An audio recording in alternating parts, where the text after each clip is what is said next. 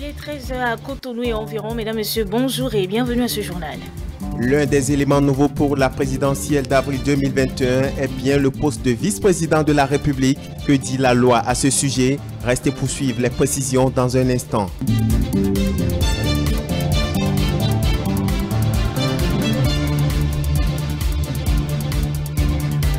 Bientôt à Cotonou, la construction d'un nouvel échangeur au carrefour Verdocor en vue de permettre la fluidité du trafic. C'est un projet qui consacre le dynamisme de la coopération bénino-japonaise dont l'accord de financement a été signé il y a quelques jours. On en parle dans cette édition.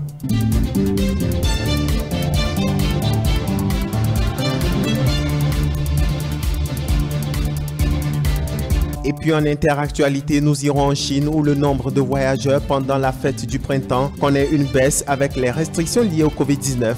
Voilà pour le sommet.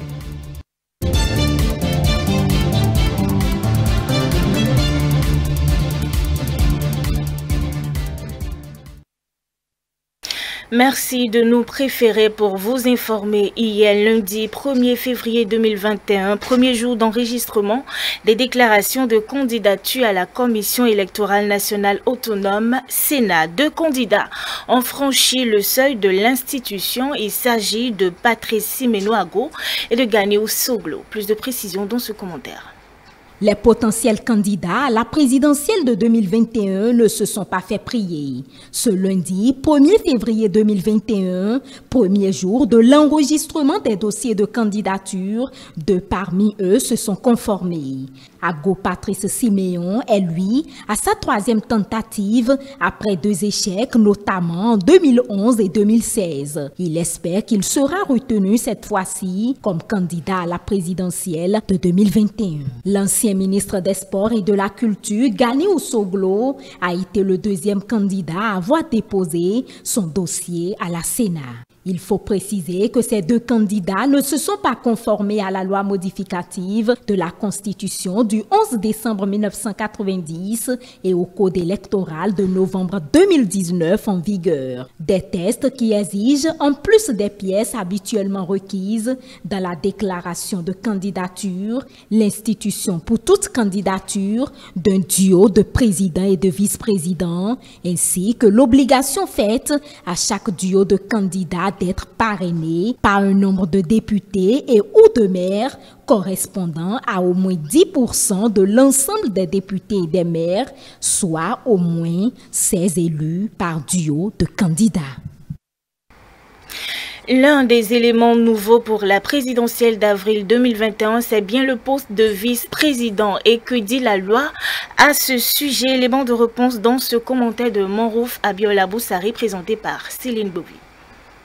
Le poste de vice-président de la République est l'une des grandes innovations de la loi numéro 2019-040 portant modification de la loi numéro 90-032 du 11 décembre 1990 portant constitution de la République du Bénin. Le président de la République est élu en duo avec un vice-président de la République.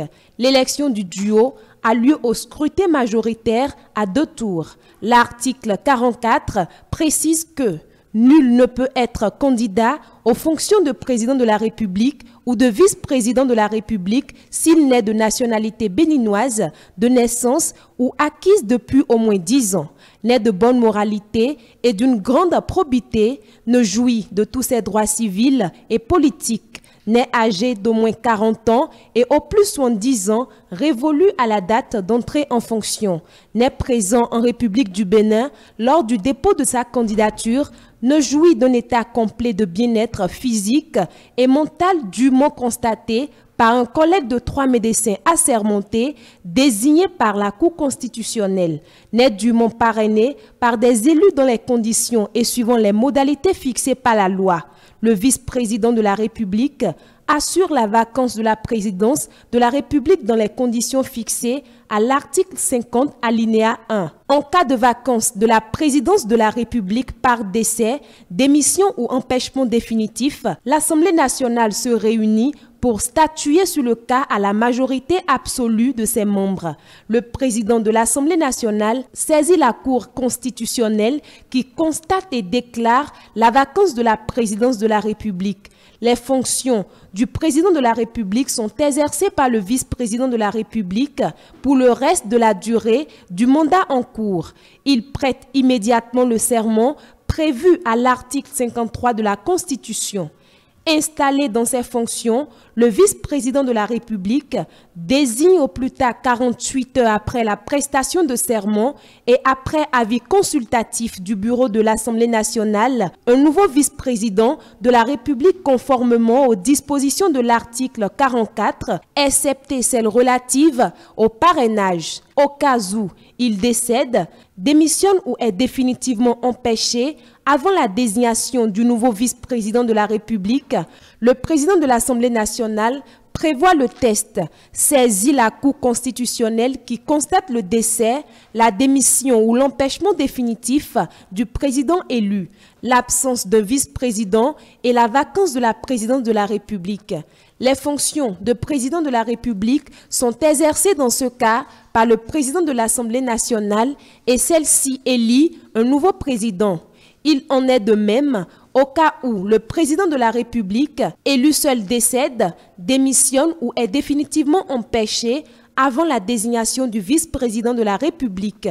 L'article 54 précise clairement que le président de la République ne peut déléguer aucune de ses attributions au vice-président de la République. Mieux, le vice-président de la République peut être démis de ses fonctions par l'Assemblée nationale sur saisine du président de la République pour manquement grave. L'acte de saisine du Parlement par le président de la République doit indiquer le nom du nouveau vice-président de la République proposé conformément aux dispositions de l'article 44, excepté celles relatives au parrainage.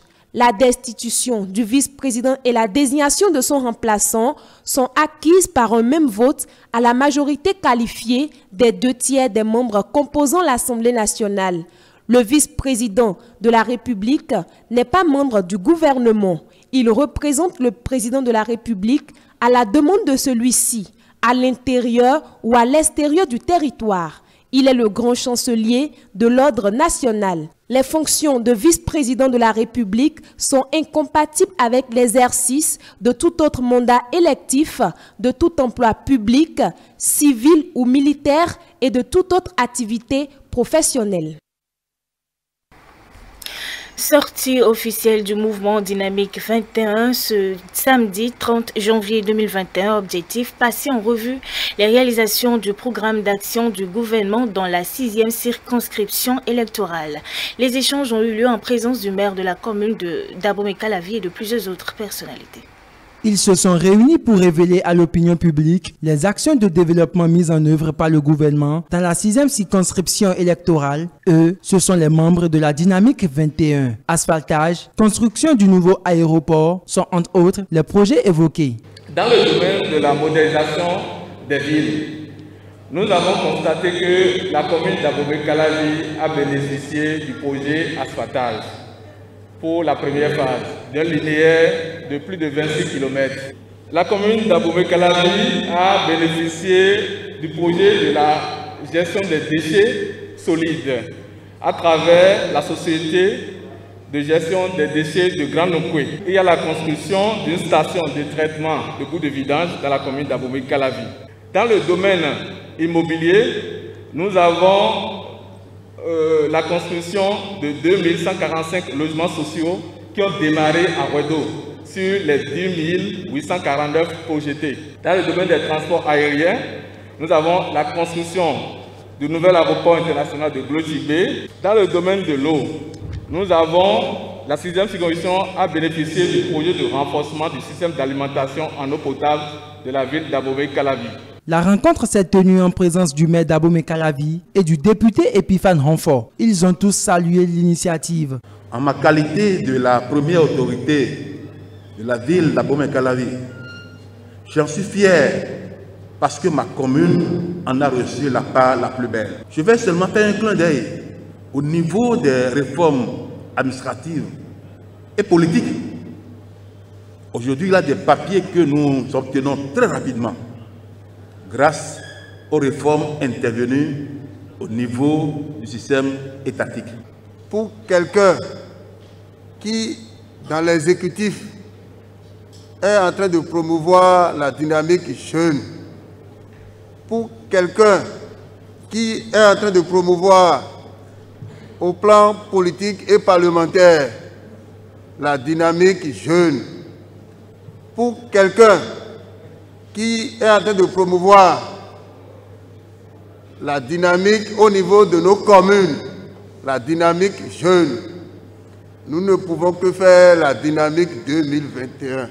Le mouvement Dynamique 21 n'entend pas s'arrêter en si bon chemin. Il promet passer le message dans toutes les communes du Bénin. La Loterie nationale du Bénin et Esaü FC ont signé une convention de partenariat le vendredi 29 janvier 2021 au ministère des Sports. Une première concrétisation de la professionnalisation du sport béninois qui vise les dernières réformes de création de sociétés sportives impulsées par le gouvernement. Le reportage est signé Stanislas Atadeyon, Sylvain Aidoto. La Loterie nationale du Bénin et l'association sportive Esaü FC viennent ainsi de signer une convention de partenariat. Le directeur général de la LNB, Gaston Zossou, a expliqué la décision d'entrer en convention de la LNB avec une association sportive et le choix porté sur le club Esaü FC. Dans le seul but de faire la promotion du sport, mais dans celui de se servir du sport pour faire rayonner notre pays, pour situer notre pays sur la planète Terre, sur le globe terrestre. Dans ce processus, il a été nécessaire pour nous de faire une convention avec Esaü, club de D1, club de renom, ayant joué une compétition africaine récemment, pour que l'opportunité nous soit donnée de nous engager sur ce champ d'action. Quant au président Clément Adéchian, il a tenu d'abord à vanter les mérites du club sportif et a aussi expliqué les raisons qui sous-tendent l'acte de la signature de cette convention. Esaü, c'est un club que vous connaissez très bien, qui a une belle histoire dans le championnat du Bénin, qui a une belle histoire sur le plan continental. Nous venons de jouer coup sur coup pendant les 2 dernières années la Coupe d'Afrique. Alors, dans cette dynamique-là, de continuer par rayonner davantage, il était bon d'aller chercher un financement plus lourd qui puisse continuer par porter le club le plus loin possible. Et je crois que, comme l'a dit le ministre Gaston Zossou, le gouvernement a décidé aujourd'hui de faire relever l'image de notre pays par la pratique du sport, notamment le football, qui porte toujours les challenges plus loin. Le meilleur partenaire que nous puissions trouver pour continuer par nous faire rêver au Bénin, c'est la Loterie nationale du Bénin. Faut-il le souligner, plusieurs autres conventions du genre entre des sociétés publiques comme privées et des associations sportives sont attendues dans le cadre de la professionnalisation du sport béninois et comme pour leur homologue de Esaü FC, les joueurs de ces associations sportives seront régis par un contrat avec une rémunération stable et correcte qui vont les sortir de la précarité. Bientôt, un nouvel échangeur sera érigé au carrefour de Védocor en vue de permettre la fluidité du trafic. C'est un projet qui consacre le dynamisme de la coopération bénino-japonaise et dont l'accord de financement a été signé il y a juste quelques jours. Que pensent les citoyens et autorités territoriales de cet important projet? Élément de réponse dans cet élément de Mathieu Bokor, Stanislas Atadeyon et Sylvain Aidoto. Carrefour Sika Toyota, un rond-point stratégique de la ville de Cotonou, souvent confronté aux embouteillages. Quand vous faites un tour au niveau du Carrefour Sika Toyota, vous allez constater vers 7h30 et 8h, vers 9h par là, un embouteillage terrible. C'est donc dire que les usagers qui effectuent le trajet Cotonou-Calavi se heurtent régulièrement à des files d'attente au carrefour de Védocor pendant les périodes de pic de trafic. La solution immédiate pour remédier à cela n'est que la construction d'un échangeur. Cela va faciliter la circulation et que quand l'échangeur sera prêt, vous allez constater une fluidité de la circulation. Conscient des difficultés qu'enregistrent les usagers, le gouvernement veut justement faire construire un échangeur à ce point de croisement névralgique. En accord avec la partie japonaise, un groupement de bureaux disposant d'expériences avérées a été retenu en vue de la réalisation de cette mission. C'est le 13 mars dernier que, avec votre prédécesseur, nous avons procédé à la signature d'échanges de notes dans cette même salle pour pouvoir marquer la première étape de la réalisation de cet échangeur du carrefour Vedoko. Réaliser l'échangeur de Vedoko, c'est effectivement développer la route pour pouvoir accélérer notre développement. C'est un important projet infrastructurel en gestation depuis 2017 et qui consacre le dynamisme de la coopération entre le Bénin et le Japon. C'est en effet en mars 2020 qu'a eu lieu l'échange de notes qui hâte la signature de l'accord y afférent. Une fois achevé, cet échangeur permettra non seulement de rendre fluide le trafic entre Cotonou et Abomey-Calavi, mais surtout de booster les activités autour de la capitale économique béninoise. Vraiment, pour vous dire la vérité, je suis très fier. Je suis tellement content que j'ai vu des gens, ils se sont en train de prendre des mesures gauche à droite là. Donc c'est ça, j'ai demandé à quelqu'un là, voilà, que le changeur là, que ça commence à se dérouler, que le chantier est déjà mis en place. C'est ça, ils sont en train de m'expliquer, donc bientôt maintenant qu'ils vont commencer. C'est une bonne idée de réaliser un échangeur à ce carrefour stratégique. On avait entendu parler de ce projet il y a longtemps, mais ce gouvernement veut le réaliser. C'est vraiment formidable. Le Bénin franchit une autre étape en vue du démarrage des travaux de l'échangeur de Vedoko. Le gouvernement en place peut nous faire des miracles comme ça, ce serait très bien. Au nom de la population du 10e arrondissement, à travers les travaux d'asphaltage faits dans le 10e arrondissement, toute la population tient sincèrement à remercier le chef de l'État pour tout ce qu'il fait en matière d'infrastructure. Près de 18 milliards sont mobilisés pour le démarrage des travaux de l'échangeur de Vedoko. Désormais, le véritable calvaire lié aux embouteillages sera conjugué au passé pour le bonheur des usagers.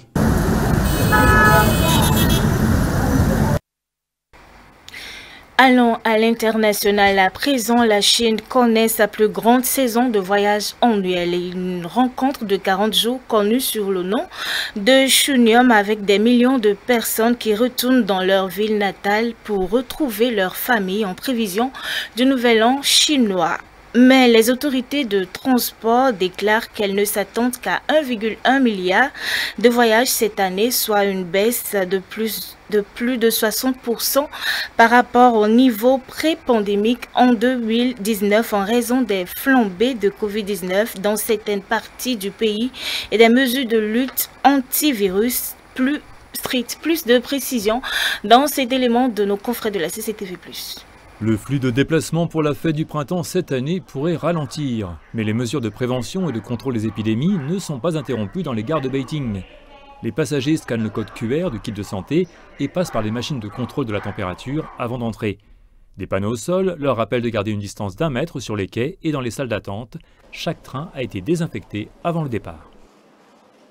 La désinfection sera effectuée toutes les 4 heures sur chaque partie du train pendant le voyage. Lors du déplacement dans les zones à risque moyen et élevé de la Chine, la désinfection sera effectuée toutes les 2 heures. Dans la gare de Guangzhou, dans le sud de la Chine, il est conseillé aux voyageurs de porter des masques, de préparer leur code de santé à l'avance et d'éviter d'emporter de la nourriture et des boissons à bord. J'ai l'impression qu'il y a très peu de gens qui voyagent cette année. Il y avait beaucoup plus de passagers avant. J'ai dû montrer mon code de santé tout le temps, que ce soit dans le métro ou le train. Pour assurer la circulation de l'air frais à l'intérieur des trains, les wagons à grande vitesse Beijing Harpin, récemment ouverts, ont optimisé leur système de ventilation sur le tronçon. L'approvisionnement en air frais des différents types de trains s'est amélioré de 17% à 33%. Les trains à grande vitesse peuvent assurer une ventilation adéquate toutes les 5 à 10 minutes. Le pic des voyages de la fête du printemps en Chine est considéré comme la plus grande migration humaine annuelle au monde. Les habitants du pays profitent généralement d'une semaine de vacances en famille pour célébrer le Nouvel An chinois qui commence cette année le 12 février. Restons en Chine, le ministère chinois du commerce annonce que le pays a réussi à stabiliser le commerce et les investissements étrangers et stimuler la consommation. Selon les responsables, le total des ventes au détail de biens de consommation a atteint plus de 39 000 milliards de yuan, soit 6 000 milliards de dollars en 2020, ce qui représente une baisse de près de 4% en glissement annuel. Selon les responsables, le total des ventes au détail de biens de consommation a atteint plus de 39 000 milliards de yuan, soit 6 000 milliards de dollars en 2020, ce qui représente une baisse de près de 4% en glissement annuel. Mais le taux de déclin s'est réduit. Par rapport au premier semestre 2020, la consommation jouant un rôle clé dans l'économie chinoise. La consommation finale représente 54,3% du PIB et la consommation reste un rocher pour des opérations économiques stables. Malgré les défis apportés par la pandémie, la Chine a connu une croissance rapide dans de nouveaux domaines du commerce en 2020, comme les achats en ligne et la diffusion en direct. Selon les responsables, le commerce de détail en ligne de biens physiques a augmenté de près de 15% en glissement annuel, ce qui en fait le plus grand marché de détail en ligne au monde pour la 8e année consécutive. L'utilisation réelle des investissements étrangers par la Chine en 2020 s'élevait à près de 1 000 milliards de yuan, soit 144 milliards de dollars, ce qui représente une augmentation de plus de 6% par rapport à l'année précédente. Les importations et exportations ont également atteint des niveaux records en termes d'échelle et de part du marché international. La Chine a signé l'accord régional de partenariat économique global, la plus grande zone régionale de libre-échange au monde. Le pays a également achevé les négociations de l'accord d'investissement entre la Chine et l'UE dans les délais prévus, ce qui représente une étape importante dans les relations entre la Chine et l'UE. La Chine annonce par ailleurs qu'elle continuera à faire avancer les réformes visant à ouvrir son économie en construisant un port de libre-échange et en approfondissant la coopération économique et commerciale multilatérale. Voilà, c'est la fin de ce journal. Merci de l'avoir suivi. Suivez à partir de 13h30 la rediffusion de la chronique du soir à 16h30. Suivez le bulletin de l'information. Restez en tout cas en notre compagnie.